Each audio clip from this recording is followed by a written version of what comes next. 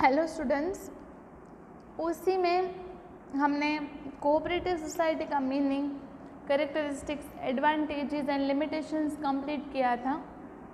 Today we are going to start joint stock company. So joint stock company क्या है, उसके characteristics क्या है, एडवांटेजेस, लिमिटेशंस, वो इस चैप्टर में हम पढ़ने वाले हैं। Large scale of production is in anticipation of demand started after industrial revolution. The risk increases along with the increased needs of large scale capital. In these circumstances, naturally sole proprietorship and partnership firm are not suitable as form of business organization.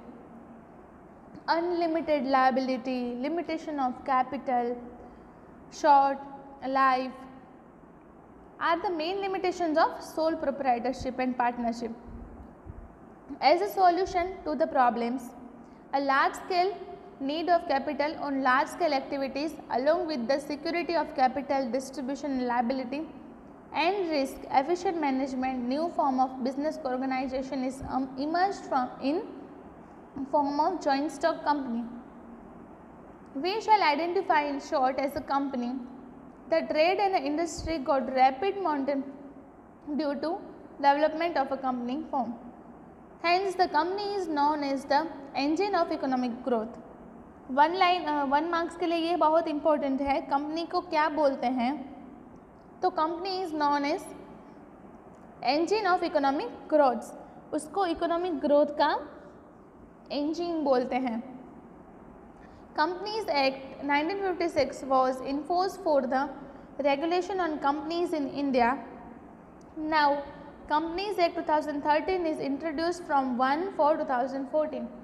ये भी 1 marks के लिए important है। आप text book हाथ में ही रखते हो, मुझे पता है, फिर भी इसको आप अंडरलाइन करना। ये न्यू कंपनीज एक्ट जो है वो 1/4/2014 को इंट्रोड्यूस हुआ है। Meaning and definition of company, ये जो है वो याद रखना है, 1-2 मार्क्स में आ सकता है। Company is an artificial person coming into existence by law. Company एक आर्टिफिशियल पर्सन है जो एग्जिस्टेंस उसका होता है वो लॉ से होता है। With common goals, company is an artificial invisible and intangible person in the eyes of law. As per the Companies Act 2013, company means company registered under this act or under any former act. Company क्या है कि जो company act में register हुई है वो company होती है। The definition makes it clear that a company is a creation of law. Definition में ही हमको पता चलता है कि कंपनी मतलब क्रिएशन ऑफ लॉ। तो कंपनी का मीनिंग क्या है कि एक आर्टिफिशियल पर्सन है जो लॉ से एग्जिस्टेंस होते हैं, उसका लॉ से एग्जिस्टेंस होता है। विथ कॉमन गोल्स, उसका गोल कॉमन होता है।